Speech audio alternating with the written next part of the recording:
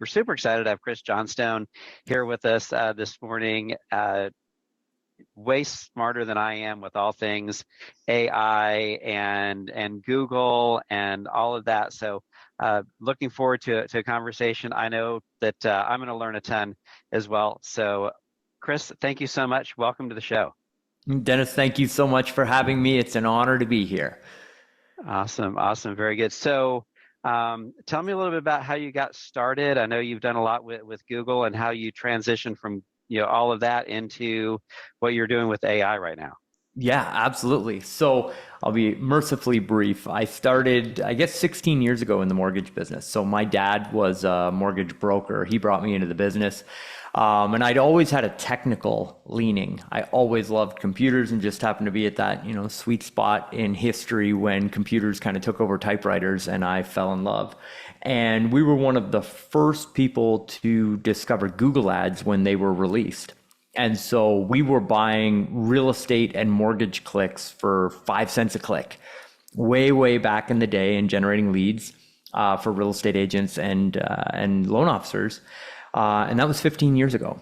And so we've seen and been through and worked with all of the major changes that Google has gone through. And I think probably the funniest story that I've got of Google making a change and it having a really large impact on our business model was when Google went local. Because when I started, there was no such thing as local SEO. It was, if you Googled real estate agent, there was a real estate agent in Texas that had paid for, original search engine optimization. And it didn't matter where you were in America. If you Googled real estate agent, he came up. He had like all of the traffic nationally. And at that point, what we were doing is we were running local Google ads for people that were looking for real estate. They would see our ad at the top of Google. They would click on it, go to a lead generation page or a landing page or a squeeze page. They've got all kinds of different names for them. And then they would say, hey, yes, I'm interested in buying a house and I want a list of available properties. Here's my name, phone number, and email address. And then we would provide that to a loan officer real estate team and they would go sell houses and mortgages. It was amazing.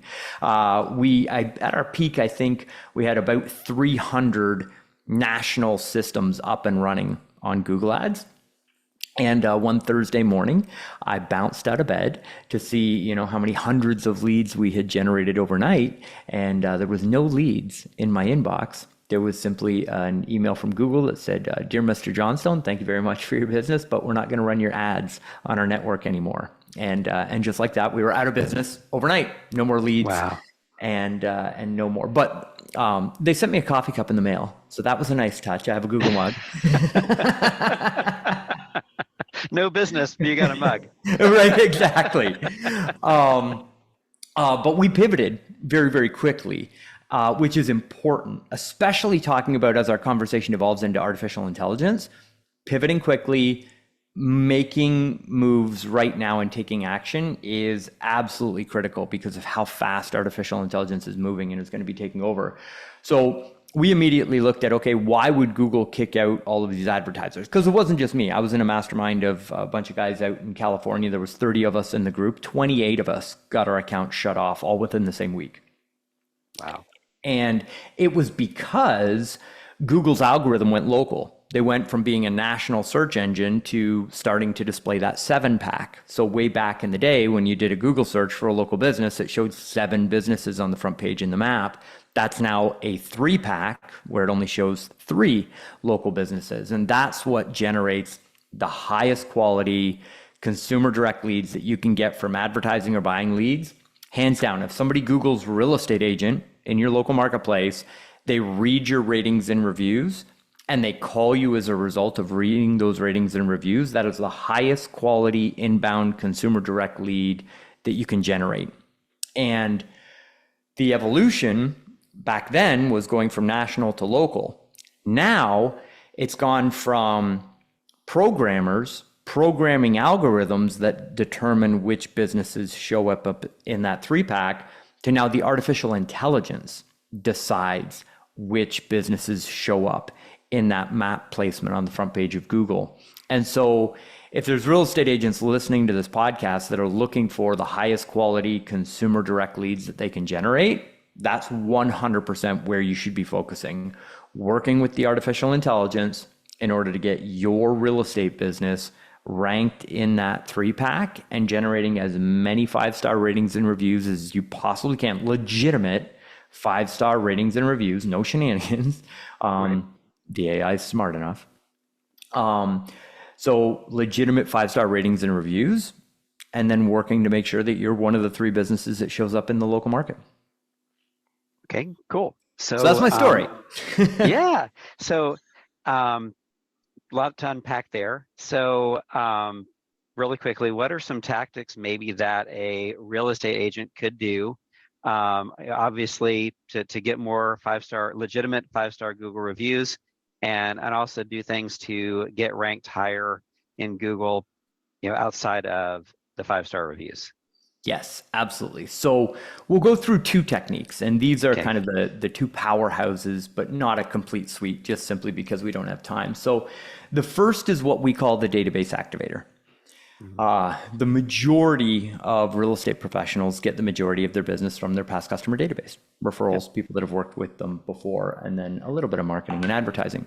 Well, what we do is we take that database of past customers and we send out helpful material about what's happening in the marketplace with a call to action at the bottom. And it says, hey, we're running a little test right now in our business to see what happens when we get as many 5-star ratings and reviews as we can on our Google profile. Could you do us a favor? Go leave me a 5-star rating and review on Google.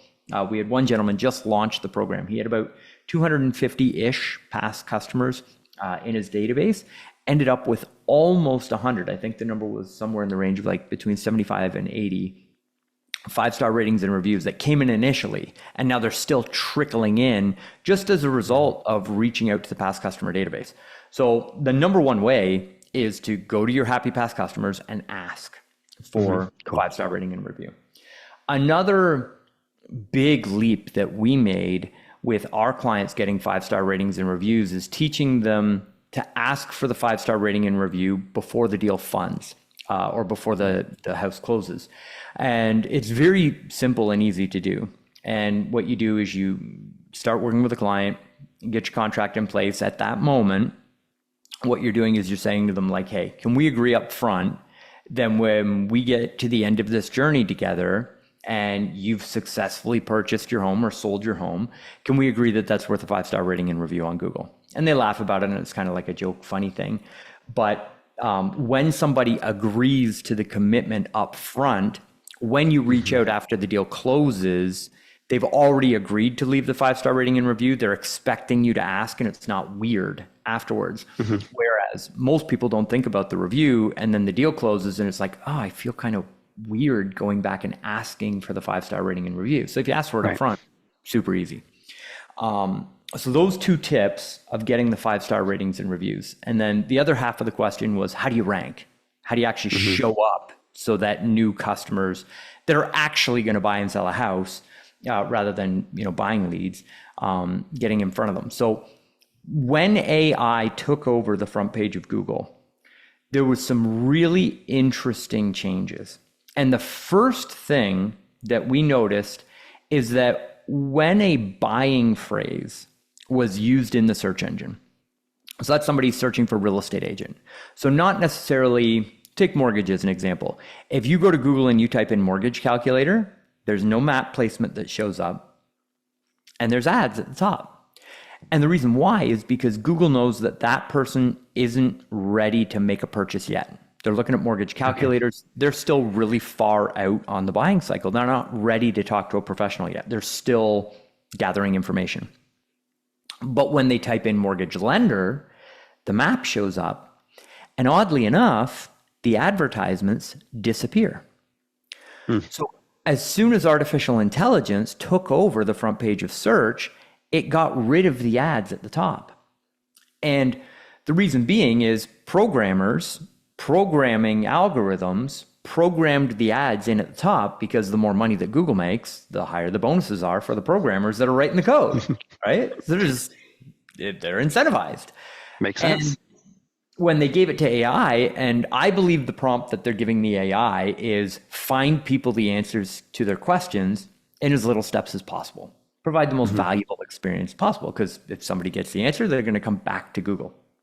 Well, Google sees all the information as to what people search, where they click, who they call, where they actually convert as a customer. All the analytics shows that data. So the AI looked at it and said, wait a minute, the majority of the people just skip over the ads, go to the map placement, call somebody.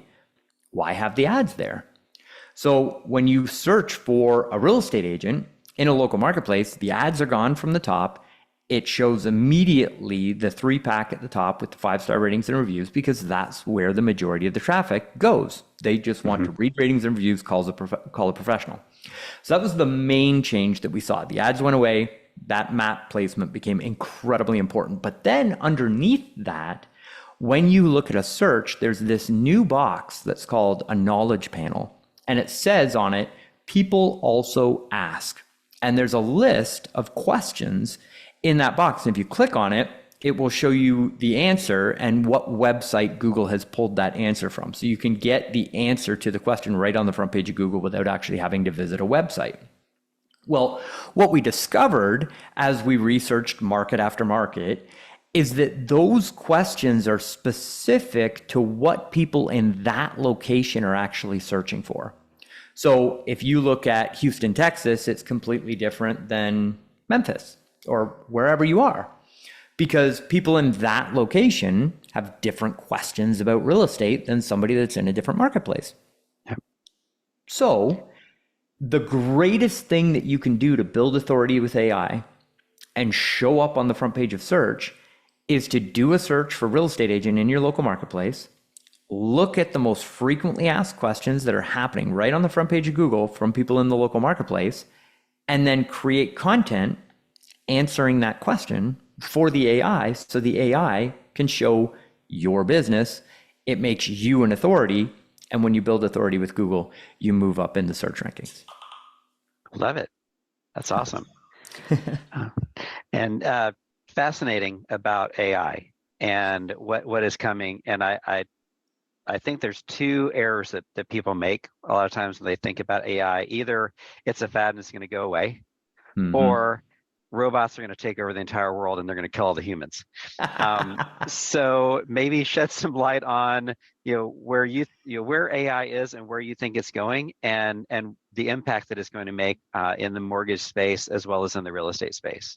Yes, 100%. So keeping in mind with my history in the industry, I've done keynote presentations convincing people that they need to take the brochure that they hand out to people and put it on the internet, because there's these things called websites that are going to be a big deal in the future, and people are actually going to look for real estate agents on the internet. I've done that presentation trying to convince people of this new technology that's coming. And the CEO of Google, the largest amount of data in the world, largest amount of data scientists, he's come out and he's made a public statement that AI is a more significant discovery than fire or electricity. Wow. So, the smartest company in the world making that type of statement. Then he doubled down. He showed up on Squawk Box, not him specifically, but one of the directors from Google. And they said, hey, don't you think you guys are overhyping this AI thing a little bit? Because it's in every single news channel every single day on, a lot of headlines. And he said, people don't understand that this is actually underhyped. And we are trying to do the best job that we possibly can to help people understand what's coming. Because artificial intelligence is the largest fundamental shift that our society has seen since fire and electricity. And so I'll give you the example of something outside of mortgage and real estate, because I think it'll help really secure how wide ranging this is going to be. Self-driving cars is one of them. So if you go to Las Vegas, you can hail a driverless Uber, 100% powered and driven by artificial intelligence. So you can go on your phone, hit the app, car will show up, pick you up, take you where you want to go, no driver. 100% piloted by artificial intelligence. Wow. Crazy. Mammogram studies. So if you take a look at healthcare, I did not know this. I was absolutely shocked to find out that when a human does a scan and gives a diagnosis on a mammogram, the odds of them being right is 50%. 50-50. With Wow. a life-changing diagnosis. They get it right half the time, right? AI, when doing the exact same job, can process 30 times more scans than a human can, and they're accurate 99% of the time.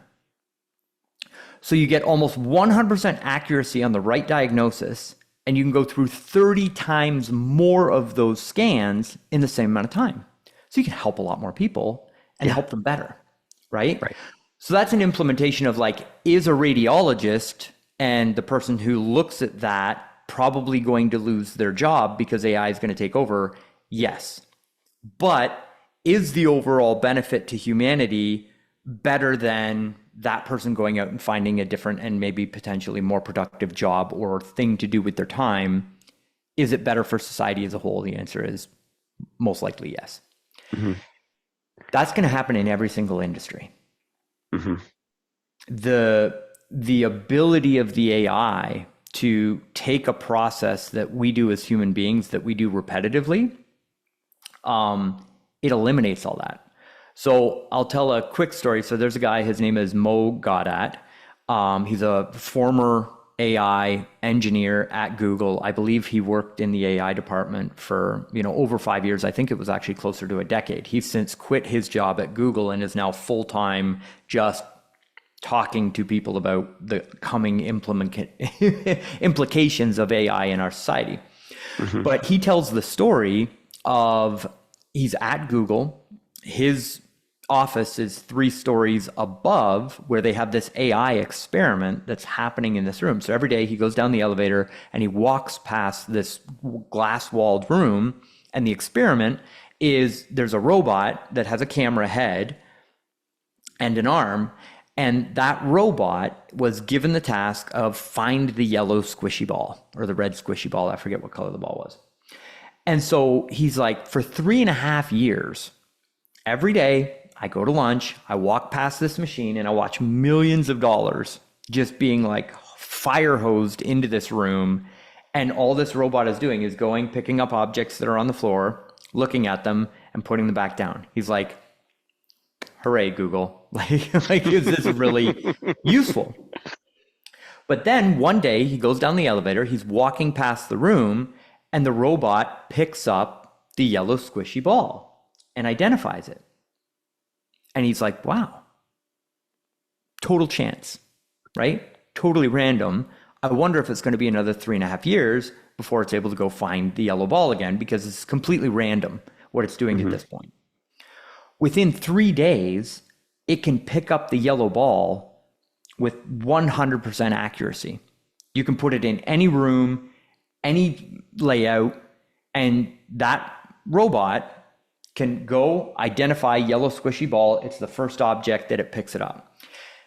Now, the crazy mind-bending part about that is as soon as that knowledge happens, 100,000 robots can all pick up the yellow squishy ball instantly.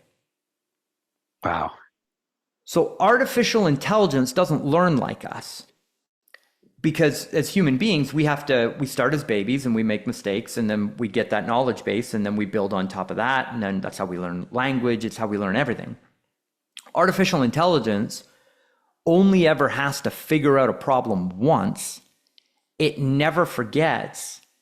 And all of the AI in the world can communicate with all of the other AI in the world once they get artificial general intelligence going. So it's like, once an AI in Texas figures out how to beat the world chess grand champion at chess, every single AI that's connected to that AI has the ability to beat the best chess player in the world instantly. Wow. So we're living through watching the AI get all of this knowledge, and it's not going to be this linear graph where we watch AI learn and take off. It's just a wall straight up to artificial general intelligence that knows almost everything. So, sorry, that's a lot. Fascinating. No, it's amazing. So if we apply that to our businesses, you've got the opportunity right now as a real estate agent or as a lender to start feeding information into the artificial intelligence that you are the most reputable, knowledgeable, authoritative professional in your local marketplace. And when that artificial general intelligence hits that spike and goes straight up, if you've positioned yourself properly at the bottom right now with the right content, the right links to your website, the right positioning on Google, it's like the last Google algorithm shift. When those three businesses basically secured that placement in the map, it was very, very difficult to bump them out. Well, roughly a month and a half ago, we had our first client fund a loan from somebody who went to ChatGPT and said, who's the best mortgage lender in Tampa, Florida? Because of all the SEO work that we've done, he showed up in the ChatGPT search with the ratings and reviews and got the phone call from somebody using AI to search for their business. And that is the future. Estimates are that roughly 40% of all searches that happen on Google today are going to be done inside an AI engine like ChatGPT or Gemini within the next 2 years. Wow. And that's Google's estimate. Like they're about to lose 40% of their business to these artificial intelligence engines. And as a real estate agent, you can position yourself now. Like if you're fast and you move right now, you can get recommended by artificial intelligence to people in your local marketplace that use AI to search for a real estate agent. And I believe that's the greatest consumer direct lead generation opportunity that's ever existed in our business ever. Wow. Amazing. Yeah. Is that helpful? Yeah. 100%. Because, knowing the wave of the future, right? So, I talk with realtors a lot, obviously have design conversations. I've actually heard realtors say, are you a real person? I'm like, yeah, but I don't know how to prove I'm a real person. But I just say the same thing over and over again. So it does end up sounding kind of smooth. But when I talk with people and we talk about AI, it's like, okay, yeah, I totally agree that those automated or the repetitive tasks can be, for me, if I replace AI with automation, like we already have automation in a lot of different parts of our lives, it's just automation to a next scale. So like if I was, whether it's a processor or some kind of an underwriter, I'd want to be number one, number two, because they're going to need QC people, but they're not going to need a whole bunch of the others because the AI, is probably already smart enough to scan bank statements, credit reports, all those kinds of things to upload all of that. But what it can't do is it can't, actually have those, face-to-face conversations with people and identify, hey, what is your reason for what it is that you're wanting to do? And so, I love one of the things that we're working on together is, as salespeople doing what we need to do sales-wise, but then the AI comes in over the top and just amplifies what we're doing. Yeah. So maybe a little bit on that and what your thoughts are there. So, well, first off, Dennis, I see a lot of businesses and I see a lot in the mortgage and real estate world, and your internal processes, the customer support that you provide, not only to your clients, but to the realtors themselves, how you keep them updated, and your processes are just absolutely phenomenal. Like the realtors that work with you are truly blessed to be able to work with you on those deals. So congratulations on the systems and processes that you've already built, because they're incredible. But I think in the future, it is going to be those small repetitive tasks. Like if you take an inbound lead, we all know speed to lead is the number one lead conversion component. If the majority of people will do business with the first person that they talk to. Yep. And AI makes it so that your phone never goes to voicemail. It always gets picked up. People always get the answer to their question, and then they get booked with you for an appointment if they're qualified. Well, that's a task that takes hours and hours and hours out of the day for a real estate agent where they get leads, they're following up on leads, but they're busy, right? So oftentimes it can take a day to get back to somebody who's reached out. And in today's fast-paced world and Google, that customer might already be gone. Where AI makes sure you don't lose the opportunity, gives a fantastic customer experience, gives you a pre-qualified lead that's already booked onto your calendar, and everybody wins. It's a better experience for everybody involved. So if you take that small example of that's something that we're doing right now. You take that and apply it to all of the different aspects of your business, even working with your vendors. You've got a property and you need an inspection booked. You can just open up your AI assistant on your phone and be like, I need an inspection booked at 123 Main Street. It already knows what appraiser you're going to use. It already knows all of that information. That's 4 hours worth of work that you would normally have in your real estate business. Your AI assistant can just take that off your desk in 10 seconds. Yeah. Little automations like that are going to make a big difference. Yeah, I love it. I love it. Well, I really appreciate your time today and all of your insight. People want to get a hold of you. What is the best way for them to connect with Chris Johnstone? Yes. So our website is loanofficercrm.ai, but there's plenty of great information there for real estate agents as well. So loanofficercrm.ai. Head on over to Facebook. I'm Chris Johnstone, and you can find me on Facebook. And Dennis, congratulations on the podcast. Thank you so much for having me on the show, and congratulations on the incredible mortgage business that you're running. If I could give my highest recommendation and endorsement for your mortgage business, I would be pleased to do so. So for those that are listening, make sure you give Dennis a call if you've got any mortgage questions out there. He's a phenomenal resource for you. Yeah, thank you so much. Yeah, and our direct line, 219-230-8400, and wellspendinggroup.com. So Chris, thank you again so much. I really appreciate your time, and I appreciate all that you're doing to pour into the mortgage and real estate space, and make sure that we're up to speed and not getting left behind, for sure. Awesome. It's my pleasure. Thank you, Dennis. All right. Thank you, my friend.